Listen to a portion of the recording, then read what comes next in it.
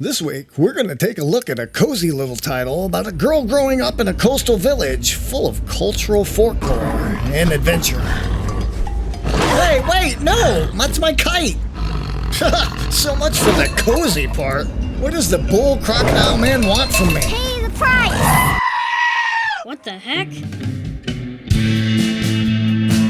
And this is our review of Bura, The Way the Wind Blows. I'd like to thank the publisher for providing me a review copy of the game. It was developed by Even insights. and published by Tiny Meow Studio. Crushing their Kickstarter goal, the game is now set to be released on October 27th to the Steam Marketplace for $14.99, with rumors of a possible PlayStation port, maybe? Please?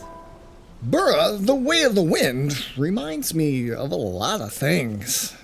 Obviously, there's the Studio Ghibli influence. Kind of looks like Ni no Kuni. And, of course, one of our previously reviewed cozy titles, Calico! No, Dad. It's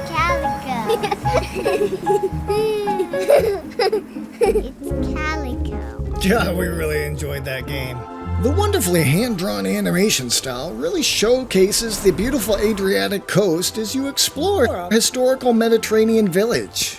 This relaxing title wasn't meant to be played as much as experienced. The little details are important with this title, as you can almost smell the ocean air as the cool breeze gusts through the trees and the rooftops.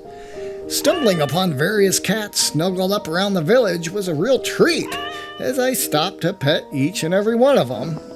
Achievement along with that.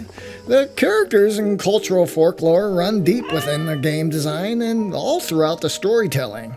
You take the role of Rena as you grow older throughout the game, experiencing different stages of life, from childhood to being elderly, which allows you to kind of reflect on life. Exploring the island, you'll come across little collectibles and items to fill out your journal.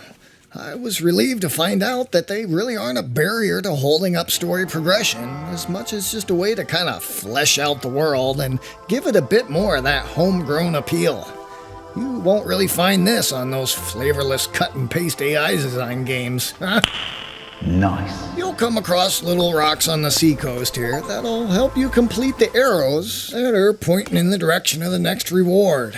Collectible acorns can be used at various wells to unlock new abilities, which were nice little rewards for helping me reach new areas and assist your navigation. The puzzles were pretty straightforward and were pretty obvious for those who may be paying attention to the clues scattered around the environment. I really love the idea of being in an open world environment, exploring at your own pace, but there does get to be a point where I was ready to move on, and without a task list, quests, or a way to exactly tell what I need to do next, I spent a ton of time backtracking and running in circles trying to figure out what I need to do next to progress. Some players may find this to be too vague for their tastes. Maybe not.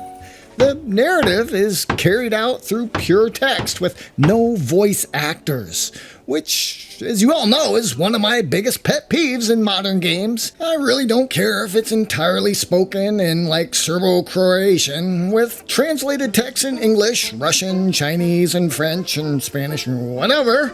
For me, it just really kills the immersion and environmental atmosphere of having to imagine the character's vocal emotions.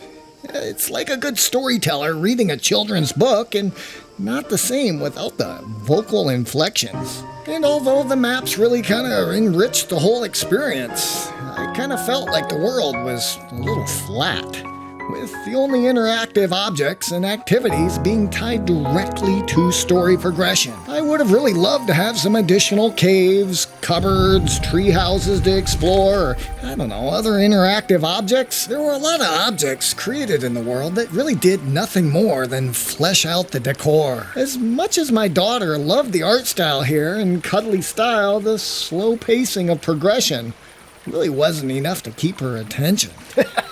Now, believe me, I'm sure it sounds like I'm asking for additional fetch quests as fluff material, but gamers really do typically enjoy seeking things out for a reward. Now, I do plan on revisiting this title in a couple weeks. We'll plan on doing a full stream closer to the release date, with a special guest. What?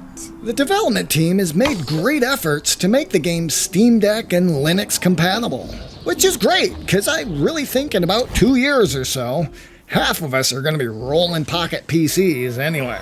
I do truly love the art style of what they put together here, and it was a great little escape. I look forward to what comes next from this developer. It was a great first release for them, and they made it a bit above average with 3.5. Out of 5. Yeah, well, that wraps up that review right there. Here's some notes I took where I put the keys to the truck. So, we make these new review videos every week, so if you're an indie developer or there's something you want to see, I'm going to be ramping up and slamming multiple titles a week through the end of the year. Let us know your thoughts and recommendations in the comments down below. Be sure to visit again next week as we continue to take humorous stabs at some of the industry's new and upcoming titles. Stay safe out there. We'll see you next time on The Frog.